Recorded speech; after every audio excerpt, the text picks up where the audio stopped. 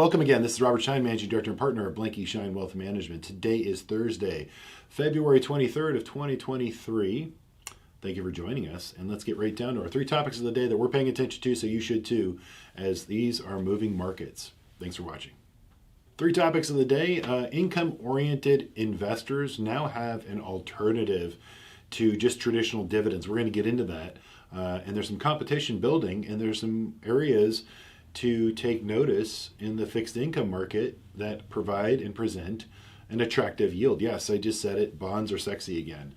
So we'll talk about that. Also, the labor market still strong. Some economic data came out again this week, and it's just showing that the U.S. labor market's still there, hanging in there. And then the housing market update. So let's get right down to our three updates. But start off with the S&P 500. This is a chart of the S&P 500 versus the one-year T-bill and the Treasury bill. So if you're looking at sort of income, risk-free rate of return income from the U.S. Treasury bill, you're looking at right now, we've got a 5.1% yield, over 5% on the U.S. Treasury, at least a day or so ago. That fluctuates on a daily basis. But the reality of the situation is that you have, 5% in U.S. Treasuries, and you can basically get paid while you wait, if you will.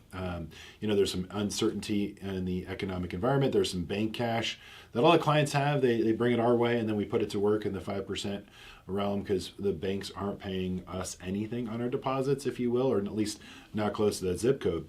But why is this significant? Because if you look at the dividend yield payout on the S&P 500, it's on average a 1.7%. So if you own the S&P 500, all 500 stocks, the average dividend yield that you're going to get is a 1.7%, which is a far cry from the 5% plus that you're going to get in treasuries. In the meantime, you have consumer discretionary, real estate, utilities, and even energy sector is giving you a 3.6% yield. So it's a dividend while you own the stock, if you will, or the sector on average. But right now, if you're looking to put some bank money to cash on U.S. treasuries, are very attractive right now. And it provides an opportunity to have some balance in the portfolio, some diversification, some additional income, and then also have market opportunities come your way, as we normally are extremely patient here at Blanke Schein Wealth Management. So use the treasury market for just that. Now, moving on, again, the U.S. jobless claims. Basically, there's still some evidence that the labor market is slowly but surely potentially just, it's in a range, and it's hanging in there. And so the Federal Reserve needs, why this is important is the Federal Reserve needs the labor market, which is extremely tight. Remember, there's two jobs for one person looking, so two jobs opening for one person that's looking for a job, and that's just tension in the labor market, which is wage inflation.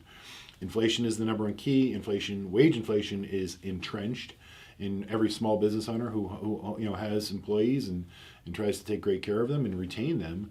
So wages are always going to be there on the forefront of everyone who runs a business. But right now, what the Federal Reserve is trying to do is slow down the velocity of money, slow down the economy, so that business owners slow down hiring and they start making decisions because costs of goods are gone up. And so they start laying off or suspend hiring. So that's going to basically close the gap. Ultimately, that's the test case here that the U.S., sort of the Federal Reserve's hoping for and praying for. So right now, let's go to housing. And this is just basically a chart of the U.S. housing and just showing in 2023, basically rolled over. Housing is, obviously coming down. We're seeing anywhere from 10, 15, and 20% in some cases, potentially some stress or distress cases where people are just extremely motivated and they need to sell. So there's some great opportunity. If you're a buyer and you're in real estate right now, this is a buyer's market. Just ask my wife, Jenica. She is representing a lot of clients who are taking advantage of this market right now. Now, the question is, how far, we get this all the time, what's the bottom for real estate? When do we know when the right time to buy houses or take an opportunity in investment property? I will tell you, inventory is building, right? Affordability is coming down. And so if you want to take advantage of some income generating opportunities or some second home opportunities, now's the time where, I think the sellers are more realistic and the buyers are few and far between.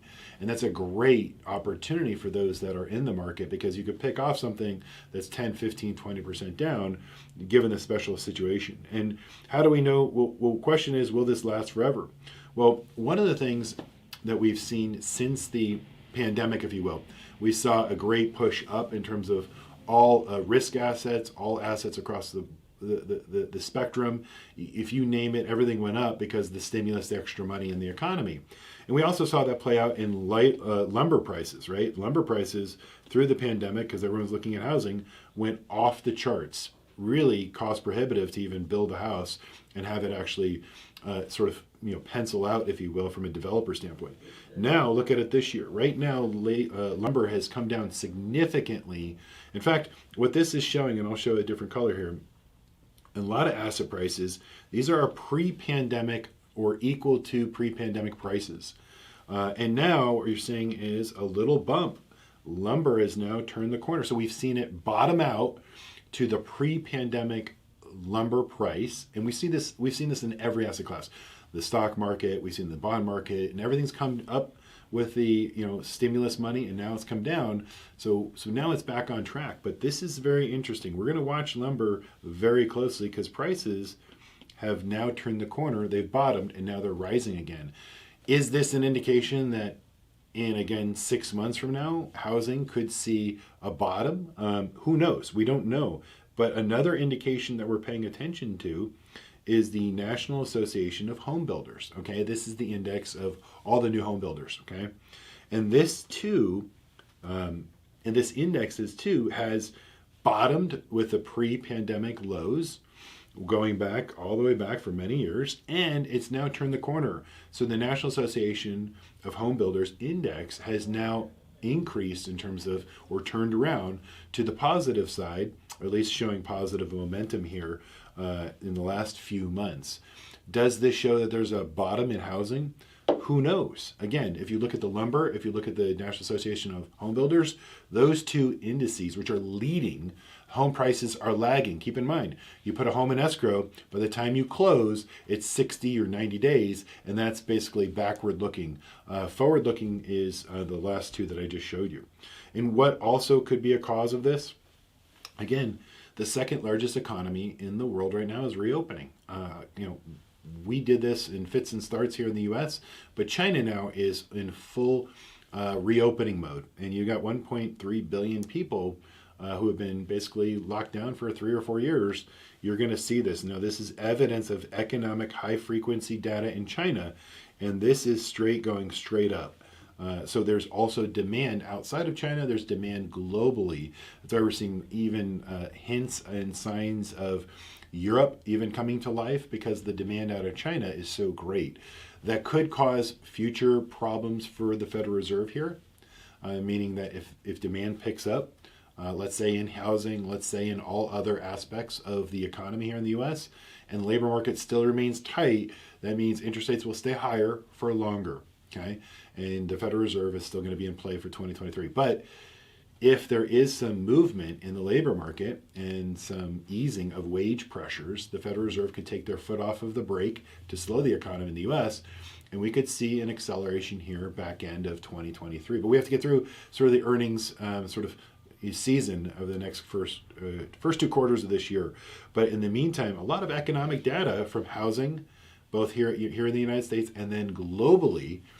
China reopening, there's some positive green shoots in terms of these respective economies. So that's the update. We've taken you from sort of alternative to cash right now, or even some of the yields if you want to hang out and wait and look at the Treasury market. It's very attractive right now, plus 5%, all the way through what's the update with housing and what we're seeing in leading indicators, to finally China's reopening, so it's going to be a lift for growth across the globe. So that's our update for today. Thanks for watching, and we'll catch you again next time.